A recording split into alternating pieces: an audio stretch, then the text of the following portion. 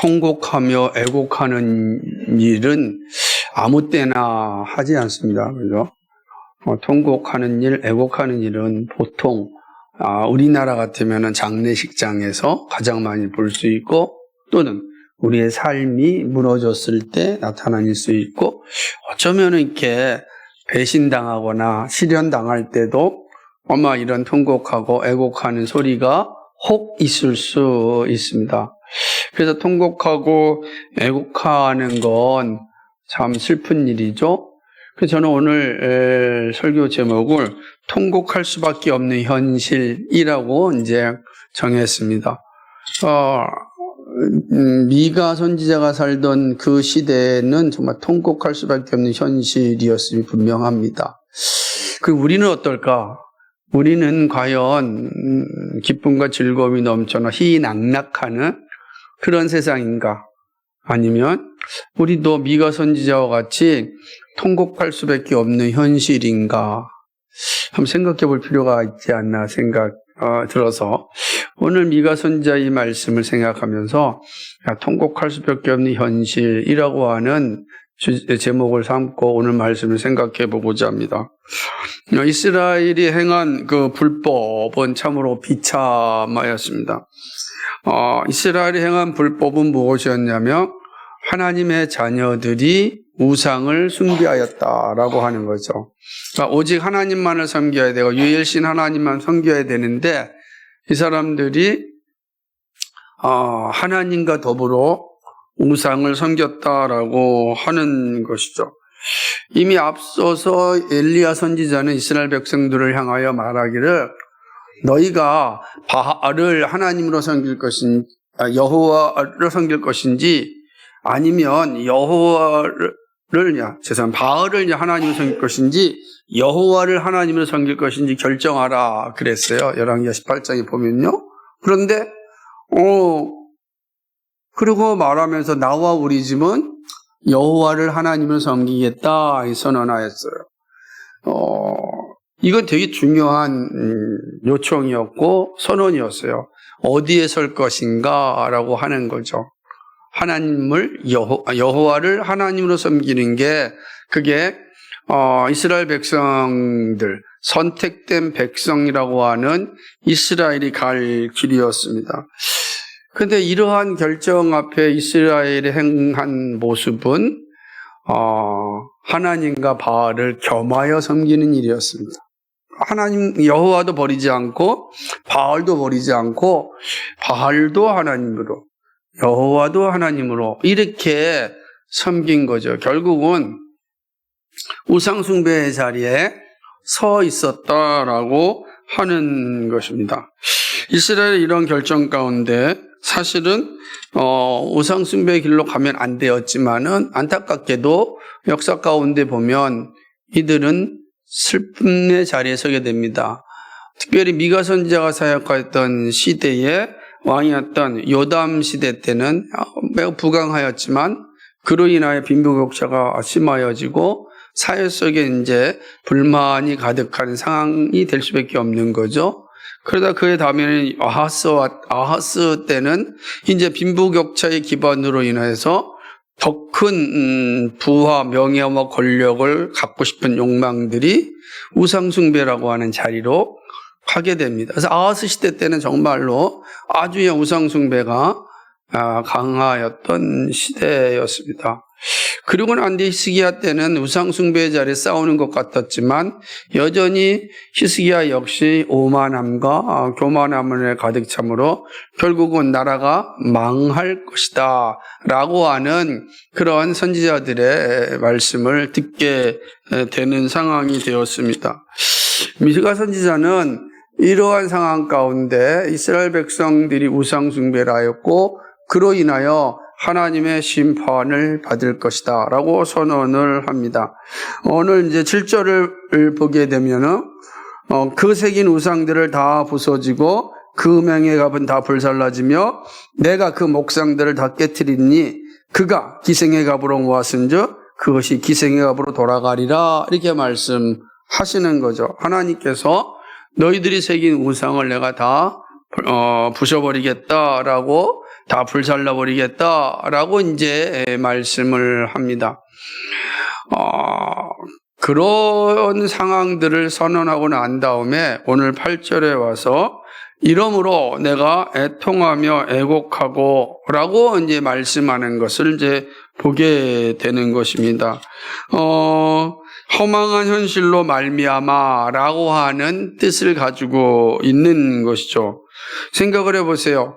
모든 것이 다 폐허가 된 상황을 생각한다면 허망하죠. 우리가 쌓았던 모든 이 모습들이 다 무너진다고 생각해 보십시오. 저는 이스라엘이 가자 지구에 정말로 그냥 폭격을 해가지고 그 모든 것을 완전히 폐허로 만들었잖아요. 트럼프 대통령이 말하기를 이란을 석기 시대로 만들겠다 이렇게 말하지 않았어요? 그러면 말하는 사람은 뭐 어떨지 모르겠지만 당하는 사람 입장에서는 저 얼마나 끔찍한 일입니까? 그동안 쌓았던 모든 문화가 한순간에 다 폐허가 되는 거예요. 지금 하나님께서 그 말씀하신 이스라엘을 향하여서 내가 너희를 이렇게 만들어버리겠다. 너희들이 가졌던 모든 것들 다 부숴버릴 것이고 불살라버릴 것이다. 그러니까 완전히 이스라엘이 폐허가 될 것이다 라는 것을 선지자가 말씀을 들었습니다. 그러니 얼마나 허망하겠어요. 여러분이 그 말씀 하나님께 받는다고 생각해 보십시오. 정말 허망할 수밖에 없고 그런 마음이 있죠. 그런 상황 가운데서 이러므로 라고 하는 내가 애통하며 애곡한다는 거예요. 그러므로 내가 애통하며 애곡한다. 이 애통한다 라고 하는 것은 말 읽고 옷을 찢고 통곡하는 그런 모습을 표현하는 것입니다. 머리를 쥐어뜯고 가슴을 치는 그런 모습이 애통이거든요. 왜냐면 그 얼마나 하니까 머리를 뜯어버리고 가슴을 치고 이런 모습들. 애곡하다는 것은 소리를 높여 울부짖는 거예요. 그러니까 애통하며 애곡한다라는 것은 머리를 쥐어뜯고 옷을 찢으면서 소리 높여 우는 모습이죠. 이거는 이스라엘에 임한 처참한 모습에서 나오는 슬픔입니다. 이 처참한 슬픔은 벌거벗은 몸으로 행하고 들깨같이 애곡하고 타조같이 애통합니다. 그러니까 이 모습이 어떤 거냐? 애곡하고 애통한다라는 것을 어떻게 표현하고 있냐면 벌거벗은 몸으로 표현하는 거예요. 행하고 들깨같이 애곡하고 타조같이 애통한다는 거예요. 우선 이제 들깨와 타조는 광야에서 큰 소리로 울부짖는 그런 동물들입니다. 그러니까 만약에 광야에서 껌껌한 광야에서 이 소리를 들으면 어떻겠습니까? 정말 서글픈 소리가 계속 나는 거거든요. 뿐만 아니라 벌거벗은 몸으로 행한다라고 하는 것은 그 말의 뜻은 뭐냐면 이스라엘 백성들이 아수르의 포로가 되어서 지금 잡혀가는 모습을 얘기하는 거예요. 다 벌거벗은 모습으로. 모든 게 다 털렸잖아요. 다 털린 상태로 지금 가고 있는 모습을 볼 때 내가 누구처럼요? 들깨같이, 타조같이 애통하며 애곡한다는 거예요. 이 모습을 이제 보여주니까 우상숭배로 말미암아 나타날 폐허가 된 상태, 다 부서지고 불살라진 상태가 어떤 것이냐를 8절부터 설명할 때 그것은 바로 아수르에 의하여 포로로 잡혀가는 그 모습을 볼 때 나는 타조와 들깨와 같은 울을 수밖에 없는 그 처참한 모습을 보여주고 있는 것입니다. 포로로 가는 이 처참한 모습은 피하는 게 최고잖아요. 포로가 되지 않는 게 최고잖아요. 그런데 오늘 선지자는 뭐라고 얘기하냐면 그러한 포로로 되는 과정을 너희가 피할 수 없다라고 얘기해요.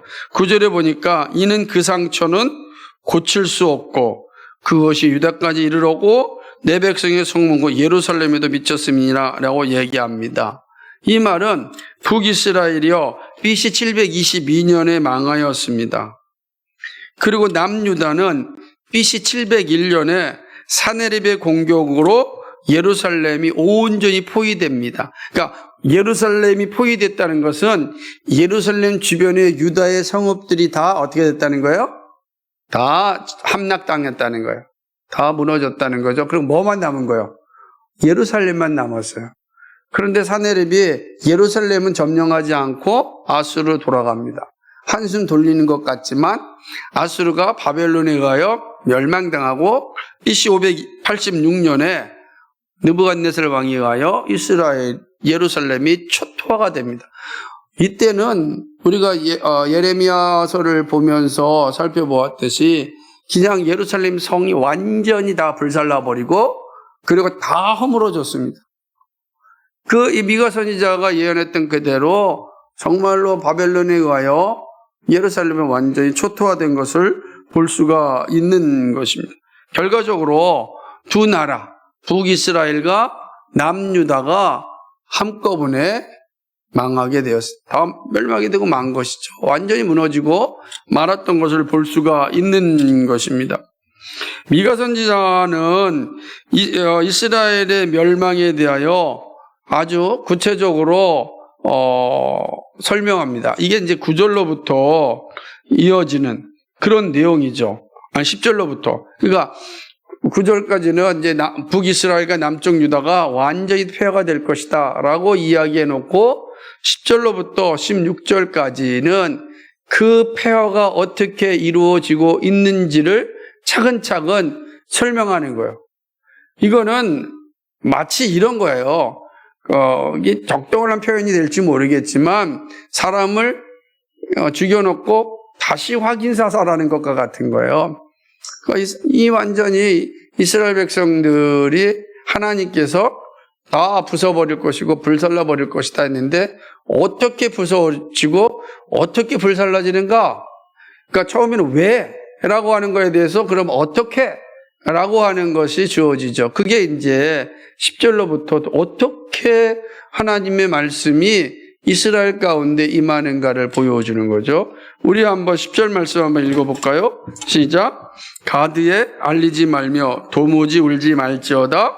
내가 베들레 아브라의 그 티끌에 굴렀도다. 베들레 아브라. 이게 이제 이 말 하나하나가 이제 되게 재밌는 표현인데, 가드에 알리지 말라 그럽니다. 가드라는 도시는 블레셋의 아주 주요한 성읍 가운데 하나가 가드예요. 그러니까 블레셋의 중요한 성읍 하나에 이스라엘의 멸망 소식을 알리지 말라 이런 거거든요. 근데 이 가드는 단순히 블레셋의 중요한 도시이기 이전에 이 가드는 골리앗의 고향이에요. 그러니까 골리앗의 고향. 골리앗이 어떻게 됐습니까? 다윗에게 죽임을 당하였잖아요. 그리하여 이스라엘이 통일 왕국을 만들었잖아요. 골리앗이 물리치지 않았다면은 이스라엘 통일되는 게 어려웠죠. 근데 하나님께서 다윗을 통하여 골리앗을 이기게 하심으로 이스라엘이 통일 왕국을 만드는 것. 그러니까 가드의 입장에서는 이스라엘이 철천지 원수죠. 가드의 입장에서 볼 때는. 그런데 이스라엘이 망했다는 소식이 들립니다. 누가 제일 기뻐하겠습니까? 가드 사람들이 너무 기쁘고 즐거워하겠죠. 그 뭐라 그래요? 그러니까 가드에 알리지 말라라고 하는 거예요. 이것은 단순히 이스라엘이 멸망한 것으로 끝나는 것이 아니라 그 처참한 모욕과 조롱을 당한다라는 거예요. 이 처참 조롱을 당한다라고 하는 것을 보여주는 것입니다. 그러면서 뭐라고 하면 자신이 베들레아 브라에서 티끌에 굴렀다라고 이야기합니다. 베들레아 브라라는 것은 티끌의 집이라는 의미입니다. 그런데 티끌의 집에서 뒹굴었습니다. 이 말은 진흙탕 속에 뒹굴었다는 거예요. 누가요? 지금 미가 선지자가 내가 지금 티끌의 집에서 티끌 가운데 뒹굴었다라는 이 말이 뭘 보여주겠습니까? 티끌. 이것은 이스라엘이 완전히 폐허가 돼서 그 상태가 뭐가 됐다는 티끌이 된 거예요. 그러니까 그 가운데 티끌에서 굴렀다는 것은 아무것도 없다. 완벽하게 다 폐허가 됐다라는 것을 지금 말씀하는 거예요. 그러니까 하나님의 심판이 임할 때 이렇게 완벽하게 지금 심판이 임하였다라고 하는 겁니다. 그러면서 11절에서는 사빌 주민아 너는 벗은 몸에 수치를 무릅쓰고 나갈지어다. 사한한 주민은 나오지 못하고 베데셀이 애곡하여 너희에게 의지할 곳이 없게 하리라. 이렇게. 근데 마치 이거는 그 미가 선지자가 이스라엘의 심판, 멸망에 대한 한편의 시를 계속 쓰고 있다라고 보면 돼요. 여기서 보면은 사빌은 정확하게 알려진 장소가 아닙니다. 근데 참 재밌는 건 뭐냐면 사빌이라는 뜻이 뭐냐면 아름다움, 뿔 이런 의미를 가지고 있어요. 아름다움을 가지고 있는 거예요. 그런데 사빌은 벗은 몸으로 수치를 무릅쓰고 나아가라 얘기하는 거죠. 그러니까 무슨 말? 아름다움이 수치로 바뀐 거예요. 이 사람들의, 그러니까 이스라엘의 아름다움이 완전한 수치가 되었다라고 이제 보는 거죠. 아수르에 의해 멸망당한 이스라엘은 이렇게 수치스러운 존재로 이제 보게 되는 것이죠. 아름답다고 불리던 백성이 부끄러움을 당하였다라고 하는 의미입니다. 그런 다음에 사한안이 나옵니다. 사한안, 주민은 나오지 못하고 라고 하는 것이죠. 이 역시 유다의 한 도시인데 사한안이라는 이 단어의 뜻이 재밌는데 이 단어는 이런 뜻이에요. 그녀가 나오다라고 하는 거예요. 나오다라는 거예요. 그런데 오늘 뭐라고 말씀합니까? 사한안 주민은 나오지 못하고, 원래 이 사한안 주민의 뜻 나오는 자예요. 근데 나오지 못하였다는 건 뭡니까? 이스라엘이 포로를 당해가지고 포위를 당해서 이스라엘 밖으로, 예루살렘 밖으로 나가지 못하는 상황을 묘사하는 거예요. 그러니까 예루살렘 밖으로 나가지 못하니까 모든 게 다 끊어졌잖아요. 예루살렘은 저 갈릴리에서 올라오는 모든 식품을 가지고 살았단 말이에요. 갈릴리가 곡창지대니까 거기서부터 오는 모든 이 음식, 식자재를 가지고 살았는데 포위를 당했어요. 나가질 못해요. 그리고 잡혀 있어요. 어떻게 됐습니까? 우리가 보았듯이 아주 식인종과 같은 그런 일도 이 예루살렘 성 안에서 일어나지 않았습니까? 그러니까 그 모습을 보여주는 거예요. 사한안 주민은 나가지 못하게 되는 것이죠. 그리고 벳에셀이 애곡하여 너희에게 의지할 곳이 없게 하리라 라고 이야기합니다.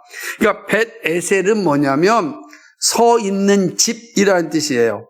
그리고 집이 서 있다, 특히 가까이 있는 집이라는 의미도 가지고 있어요.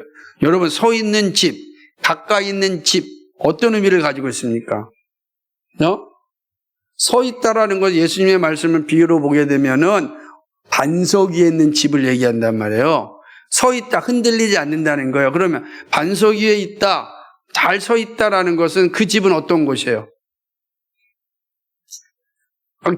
그 집은 안식처죠. 항상 서 있으니까 항상 그 자리에 있어요, 내 집이. 그러니 내가 어디를 갔다가도 돌아올 수가 있는 겁니다. 그런데 그 집이 가까이에 있어요. 얼마나 감사합니까? 그런데 뭐라 그래요? 베데셀이 애곡하여 너희에게 의지할 곳이 없게 하리라. 안식처가 사라졌다라고 하는 것입니다. 아수르의 침입에 의하여 베데셀도 애곡하여 의지할 곳이 없게 된 거죠. 안식처가 무너집니다.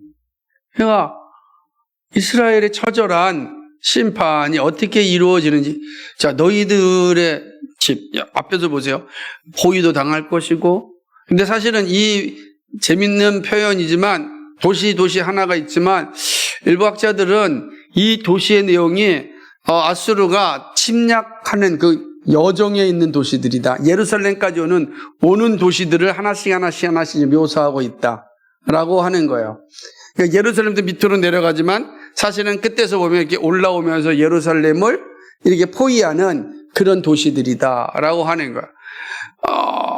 그러고 난 뒤에 뭐라고 얘기하냐면 12절에 보니까 마롯 주민이 근심 중에 복을 바라니 이는 재앙이 여호와께로 말미암아 예루살렘 성문에 임함이니라. 그런 겁니다. 이 마롯도 사실은 유다의 한 지역입니다. 쓴 샘물이라는 의미를 가지고 있어요. 그러니까 이들은 근심 중에 복을 바랬습니다. 무슨 말입니까? 쓴 샘물이라고 하는 이름을 가졌으니까 이들이 늘 뭘 바라겠어요? 우리에게 달콤한 물이 더 필요하지 않았겠어요? 그래서 근심 중에 그냥 애타게 복을 바랬는 거예요. 그런데 애타게 복을 바른 마롯에 여호와로부터 임한 재앙이 예루살렘 성문에 임하였다라고 하는 거죠. 이 역시 복을 바란 자들에게 재앙이 임한 겁니다. 철저하게 지금 하나님께 심판하고 있는 상황을 보여주는 거죠. 복은커녕 죽음이 앞에 다가왔습니다. 그리고 가장 중요한 도시가 나오는데 나기스입니다. 13절에 보니까 같이 읽어볼까요? 시작. 나기스 주민아 너는 준마의 병거를 메울지어다. 나기스는 딸 시온의 죄의 근본이니 이는 이스라엘의 허물이 내게서 보였음이니라. 아멘. 나기스는 그러니까 예루살렘 성을 제외하고서 가장 큰 성읍이라고 할 수 있는 게 나기스. 그래서 나기스는 블레셋과 예루살렘 중간에 있어요. 그러니까 예루살렘으로 올라가면 반드시 어디를 거쳐가야 돼요? 나기스를 점령해야 돼요. 나기스를 점령해야 어디로 가냐면 이제 예루살렘으로 올라갈 수가 있는 거예요. 나기스는 중요한 곡창지대이고 여기서는 보급품이 매우 중요한 요소이기 때문에 나기스가 점령을 당한다라는 것은 이제 예루살렘이 점령을 당한다라는 것을 의미하는 겁니다. 그러니까 나기스 주민아 너는 준마의 병거를 메울지라. 병거, 말과 병거를 가득 채우라고 준비하라는 말씀입니다. 그런데 어떻게 되죠? BC 701년에 아수르의 왕 사네립에 의해서 완전히 파괴가 되어지게 됩니다. 메울지 봤자 의미가 없다는 거. 다 메워봐라. 그런데 어떻게 됐다는 거예요? 다 멸망하였어요. 왜요? 이것은 나기스는 딸 시온의 죄의 근본이다. 딸 시온은 예루살렘을 의미하는 겁니다. 예루살렘을 보통 시온의 딸이라 그러잖아요. 시온의 딸, 이 예루살렘의 죄의 근본이 나기스다. 무슨 말일까요? 이는 이스라엘의 허물이 내게서 보였습니다. 북이스라엘이 지었던 우상숭배가 어디서부터 시작됐다는 거예요? 나기스에서 시작됐다는 거예요. 그러니까 북이스라엘 제가 유다에서 이 우상숭배가 행황할 때 처음 시작된 곳이 어디다? 나기스라는 거예요. 그러니까 이 나기스가 우상숭배의 근원이 된 거죠. 결국 하나님께서 이 나기스를 완전히 함락시킵니다. 아수르 사네립에 의하여 완전히 무너지게 되는 것이죠. 그러니까 이런 참 하나하나가 거대한 도시였지만 다 무너지고 맙니다. 그러므로 이제 나기스가 무너지면은 다 무너지는 거예요. 그러니까 위에서부터 차근차근 내려왔죠. 그런데 14절에 이렇게 얘기합니다. 같이 읽어볼까요? 이러므로 너는 가드모레셋에 작별하는 예물을 줄지어다. 악십의 집들이 이스라엘 왕들을 속이리라. 이거 매우 이제 시적인 비유인데, 가드레 모레셋, 여기는 어디죠? 가드 모레셋. 그래서 이 가드 모레셋은 어디인가? 우리가 아까 보았듯이 가드 모레셋은 지난주에 살펴봤는데 기억이 날지 모르겠지만 미가 선지자의 고향이잖아요. 그죠? 그러니까 가드 모레셋은 미가 선지자의 고향이에요. 그런데 말하기를 너는 가드 모레셋에 작별하는 예물을 줄지어다. 누구에게? 하나님께서 지금 얘기하는 거예요. 야, 미가야, 너는 가드 모레셋에 작별하는 예물을 줄지. 예물은 언제 사용하는 겁니까? 예물은 결혼식 때 사용하는 예물. 그러니까 다 예물은 결혼식 때 사용하는 거예요. 근데 뭐예요? 작별하는 예물을 주라는 거예요. 예물을 주는데 작별하는 예물을 준다는 게 무슨 의미겠습니까? 이 가드 모레셋이 뭐예요? 어떻게 됐다냐? 아수르에게 예물로 바쳐졌다는 거지. 야수르가 이 가드모레셋을 자기의 영역으로 가져갔다는 거죠. 마치 딸이 출가할 때 예물을 보냈던 것처럼 아수르에게 이 땅을 내주었다는 의미입니다. 그리고 악십의 집들은 유다 남쪽의 성읍인데, 이게 재미있어요. 악십의 집이라는 게 끊어진 개울이라는 의미로 갈릴리 지역 옆에 있는 아셀 지파가 있는 성읍의 땅이거든요. 끊어진 개울이다. 이 표현을 뭘 하냐면, 이 많은 악십의 집들은 이스라엘 왕들을 속이리라 라고 할 때, 끊어진 개울과 같은 악십은 결국은 아수르의 침입에 의하여서 방어가 실패되었다라는 걸 의미하는 거예요. 방어가 다 실패되어서 더 이상 이 악십의 집들이 예루살렘을 지키는데 아무런 영향도 할 수가 없었다.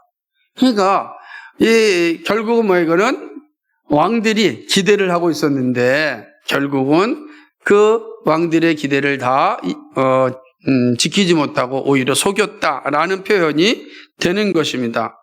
마침내 이 땅은 아하스 왕 때 블레셋 땅이 됩니다. 그리고 이 땅을 회복하려고 노력하였지만 허사가 됩니다. 이 표현이 바로 왕들을 속였다라고 하는 의미가 되는 거죠.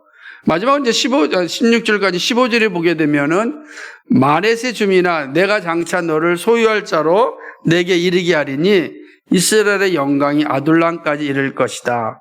마레사 지역도 이스라엘의 저지대에 있는 도시입니다. 근데 마레사라고 하는 말은 뭐냐면 상속인을 의미하는 거예요. 그러니까 여기서 내가 장차 너를 소유할 자로 너에게 이르게 하리니라. 재밌는 표현이죠. 그러니까 상속인을 의미하는 말인데 이 스스로 상속되는 것이 아니라 이방인에 의하여서 상속이 되어지는 겁니다. 그렇게 표현하는 거죠. 만에 너를 소유할 자에게 내가 이르게 할 것이다 라고 하는 것이죠. 그러니까 이것을 차지할 이방인들이 올 것을 예언하는 것입니다. 그러니까 너를 소유할 자로 너에게 이르게 할 것이다 라고 한 거죠.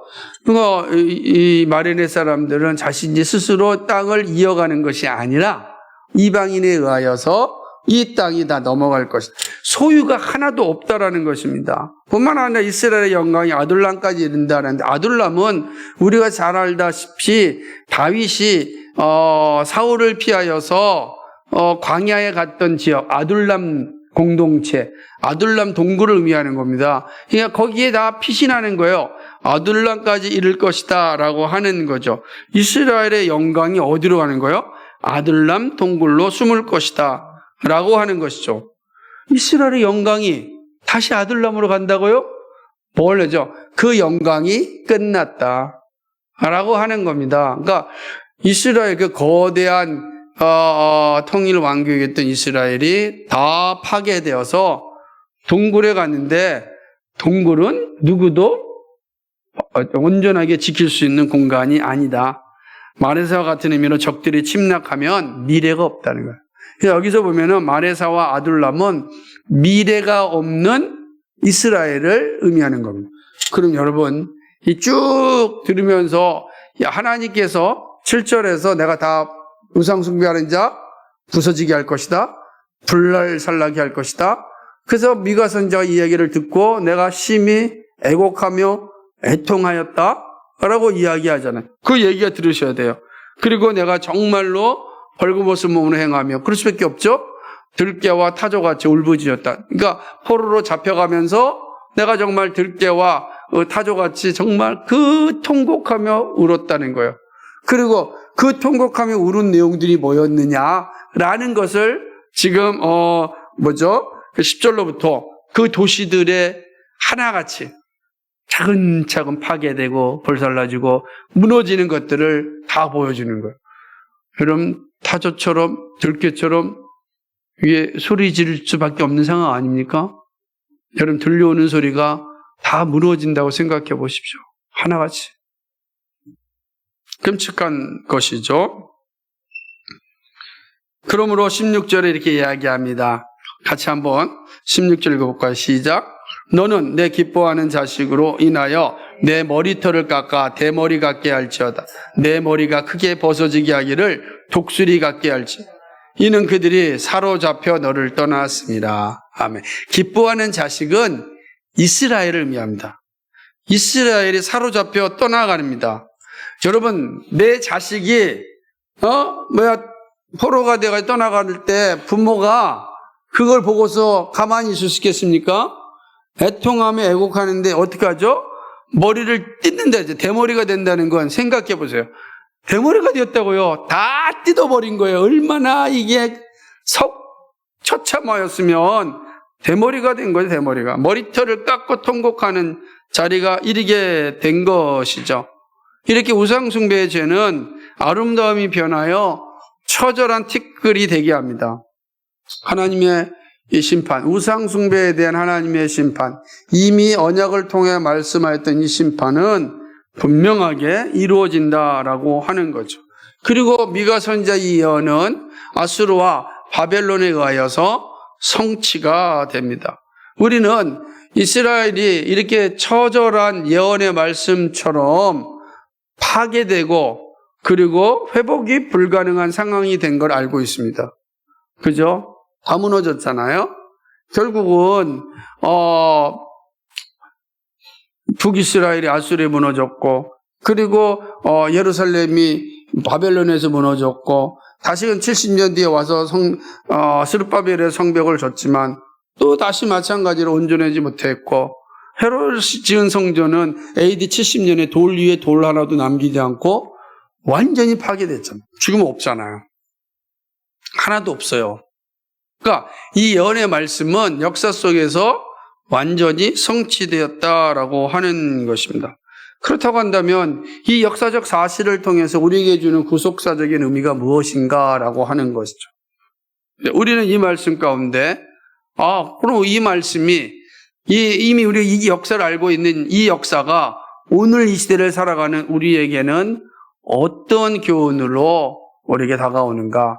첫 번째는 우상숭배의 죄는 반드시 하나님의 징계를 받는다는 이 사실을 기억하는 겁니다. 우상숭배의 죄는 반드시 죄의 자리에 선다. 여러분, 이스라엘의 멸망의 근본 원인은 군사력의 부족이나 외교 실패가 아니지 않았습니까? 경제적인 문제도 아니지 않았습니까? 이들의 실패는 우상숭배였습니다. 하나님을 버리고 다른 것을 의지한 것이 이들의 심판받은 이유였습니다.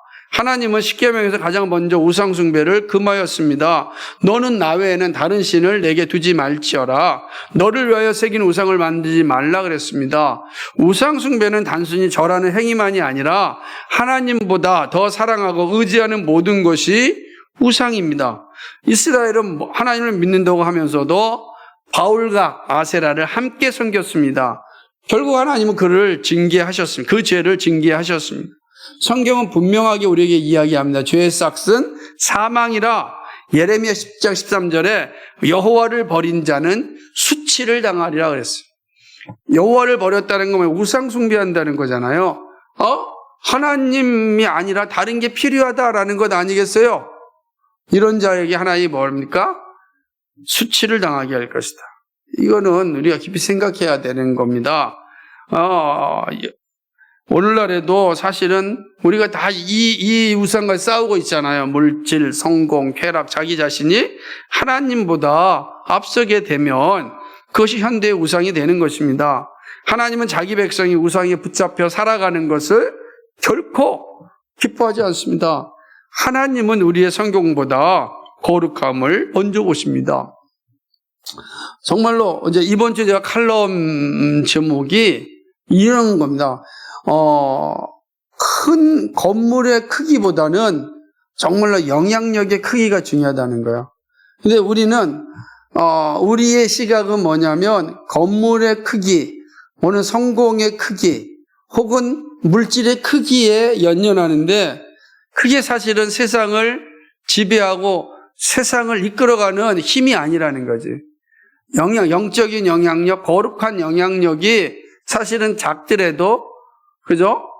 그것이 궁극적으로 하나님이 사용하시는 힘이 되기 때문에 세상을 이끌어가는 동력이 되는 겁니다. 우리가 이 사실을 기억해야 된다라고 하는 거죠. 아무리 화려해 보여도요, 하나님을 떠난 번영은 결국 무너지게 됩니다. 오직 하나님을 의지할 수 있어야 됩니다. 그럴 때 주어지는 모든 것이 비로소 은혜라라고 고백하게 됩니다. 여러분, 우리에게 정말로 하나님의 은혜라고 하는 이 고백이 분명하게 나오려면 우상과의 싸움에서 이겨야 되는 거죠. 이게 중요하다는 거죠. 두 번째로는 보이는 것은 영원토록 안전한 것이 아니다라는 사실이죠. 이스라엘은 예루살렘 성과 군사력과 경제력을 의지했습니다. 그러나 하나님이 떠나시자 견고해 보이던 성읍들이 한순간에 무너졌습니다. 라기스 강한 성읍이었습니다. 그래서 라기스를 쳐들어오지 못했어요. 그러니까 라기스를 쳐들어오지 못하니까 예루살렘은 엄두도 못 낸 거죠. 그래서 예루살렘은 난공불락의 성이었습니다. 마찬가지잖아요. 저 산 꼭대기에 있는 성이에요. 위에 올라오는 사람은 위에서 다 보여요. 그러니까 난공불락의 성이었습니다. 그런데 어떻게 됐습니까? 그들이 그렇게 믿었던 라기스가 완전히 파괴됐습니다. 나중에 지금 이제 라기스가 발굴이 됐어요. 그래서 우리나라의 그 구약학자 아마 그 장신대학교의 이제 구약 교수님인데 그분이 이제 라기스 발굴에 함께 동참해서 예전에 신문에도 크게 났는데 라기스 정말 어마어마하게 커요. 라기스가. 그리고 라기스에서 보면 저 세펠라 지역의 라기스에서 예루살렘으로 가는 길이구나 하는 걸 알게 돼요. 그런데 그게 그냥 완전히 폐허가 돼서 아무것도 보이지 않는 땅이 되었던 것입니다. 하나님 없는 안전은 오래가지 못합니다. 성경은 눈에 보이는 것의 한계를 계속 말씀하십니다. 풀은 마르고 꽃은 시드나 우리 하나님의 말씀은 영원히 서리라. 너희를 위하여 보물을 땅에 두지 말라. 우리가 주목하는 것은 보이는 것이 아니라 보이지 않는 것이라. 늘 말씀드렸던 내용이지 않습니까? 안전한 것이 어딨냐? 안전자산은 코인도 아니고 주식도 아니고 적금도 아니고 정말 안전한 자산은 어디냐? 예수 그리스도다. 하나님에게 있다. 나머지는 그 지혜를 가지고 사용하는 것이지 순서가 바뀌면 안 돼요. 순서가 바뀌면 모든 우리의 지혜와 지식과 모든 것들은 하나님 안에서 사용될 때 우리가 교만의 자리에 이르지 않고 우상의 자리에 이르지 않는다라고 하는 것이죠. 사람의 눈에 보이는 것을 붙들려고 하지만 하나님은 영원한 것을 바라보게 하십니다. 그렇습니다. 모든 거 영원하지 않지 않습니까? 건강도 재산도 권력도 인간관계도 영원하지 않아요. 오직 하나님만 영원한 피난처입니다. 하나님만 우리의 영원한 피난처다. 사람은 눈에 보이는 것을 의지할 때 안심하지만 하나님 없는 안전은 모래 위에 세운 집과 같습니다. 그러기에 눈에 보이는 성벽보다 하나님이 함께 하신 더 큰 보호이다. 그러니까 우리가 이 분명한 믿음을 가지고 보이는 것은 잠깐이라는 걸 늘 고백하고 여호와 하나님으로 가까이 하는 자가 복이 있다. 자기 피난처로 삼는 자가 복이 있다. 그 시편 기자가 고백하는 건 여호와 하나님으로 자기 피난처를 삼는 자가 복이 있다. 하나님만이 우리의 피난처입니다. 그 피난처 안에서 안식하시기 바랍니다. 마지막 세 번째로는 애통과 애곡이 오기 전에 회개의 자리에 있어야 합니다. 미가 선지자는 심판이 임한 뒤에야 울라고 말하는 것이 아닙니다. 지금 이 말씀을 주는 것은 아직 심판이 오기 전이잖아요. 심판이 오기 전이라고요. 그래서 회개할 기회를 주시는 것입니다. 돌이킬 기회가 있을 때 하나님께 돌아오라고 외치고 있습니다. 여러분, 하나님은 심판 전에 반드시 회개의 기회를 주십니다. 노아의 시대에도 방주를 준비할 시간을 주셨고 니느웨에도 요나를 보내 경고하셨고 유다에도 선지자들을 계속 보냈습니다. 그러나 백성이 회개하지 않을 때 결국 통곡이 현실이 되었습니다. 성경은 회개의 시급함을 강조하죠. 너희는 여호와를 만날 만할 때 찾으라. 오늘 너희가, 그러니까 이사야 55장 6절 말씀이죠. 오늘 너희가 그의 음성을 듣거든 너희 마음을 완고하게 하지 말라. 히브리서 3장 15절 말씀 아닙니까? 만일 우리가 우리 죄를 자백하면 그는 미쁘시고 의로우사. 요한일서 1장 9절. 미쁘시고 의로우신 주님께서 우리의 죄를 다 용서해 주신다고요. 회개는 단순히 슬퍼하는 감정이 아니라 늘 말씀드렸듯이 하나님께로 방향을 돌리는 것입니다. 그러므로 통곡의 날이 오기 전에 우리가 할 일은 회개의 자리로 나아가는 것입니다. 사람은 눈물이 흐린 뒤에 후회하지만 믿음의 사람은 따라해 봅시다. 무너지기 전에 하나님 앞에 무릎 꿇습니다. 그런 거예요. 그게 믿음의 사람이라는 거예요. 회개는 심판을 피하기 위한 행동이 아니라 하나님께 다시 돌아가는 은혜의 길이라는 거죠. 그러니까 이 사실을 늘 잊지 말아야 될 것이다. 그래서 우리에게 이 말씀을 주신 건 동일한 사건 가운데 말씀하는 거예요. 우리에게도 이러한 상황들이 있을 때 분명히 말씀으로 우리에게 알려주시거든요. 말씀으로 상황으로 알려줄 때 뭐 하라고요? 무릎 꿇고 하나님께 가까이 가라는 것입니다. 하나님의 뜻을 구하라는 것입니다. 회개할 것이면 회개하고 아니면은 순종할 것이면 순종하라는 거예요. 그리고 뜻을 돌이킬 때가 있으면 돌이키라는 거예요. 그게 주신단 말이에요. 이걸 잘 기억해야 된다. 하나님께서 우리에게 이런 자리를 주신다는 걸 기억하시고 우리도 동일하게 이 슬픔의 자리가 아니라 우리는 기쁨의 자리에 서야 된다. 말씀을 뵙습니다. 우리가 분명하게 가지고 있을 신앙은 오직 하나님 신앙이고 하나님께 영광입니다. 이 사실이 무너지면 하나님의 교회도 하나님의 자녀도 통곡 가운데 거하게 됩니다. 하나님은 우리가 기쁨으로 살기를 원하십니다. 끝까지. 그러나 이 기쁨을 무너지게 하는 게 우상숭배, 다른 기쁨을 찾으니까. 다른 기쁨을 찾으면 하나님이 더 이상 우리에게 기쁨을 공급하지 않는 것입니다. 지금 나는 어떤지 늘 돌아봐야 되는 것입니다. 우상은요, 결국 사람을 무너지게 하고 세상의 것은 영원하지 않으며 회개만이 하나님께 돌아오는 길임을 기억하십시오. 그러므로 하나님의 사람은 반드시 통곡의 날 전에 하나님 앞에 엎드려야 합니다. 미가 선지자는 무너져가는 조국을 바라보며 울었습니다. 백성들은 여전히 죄 가운데 있었지만 선지자는 먼저 애통하며 울부짖었습니다. 이것이 하나님의 사람의 모습, 그리스도인의 모습이다. 오늘 우리 현실도 다르지 않다. 우리는 다 선지자로 부름받았잖아요. 그죠? 우린 다 선지자로 사명을 가졌단 말이에요. 우린 다 선지자적 현실주의로 이 땅 가운데 살아가는 것입니다. 세상은 하나님 없이 살아가려고 하고, 그죠? 진리가 상실된 시대, 그죠? 이런 시대가 된다는 거죠. 그러니까 포스트 트루스라는 거, 진리가 없는 이런 시대를 살아가고 있습니다. 교회조차 세상의 가치관이 흔들릴 때가 많습니다. 신앙보다 또 성공을, 거룩보다 편안함을, 하나님보다 세상을 더 붙드는 모습이 우리 안에 분명히 있습니다. 싸워야 된다라고 하는 거죠. 그죠? 이런 게 우리에게 드러나면 우리가 할 일이 뭐예요?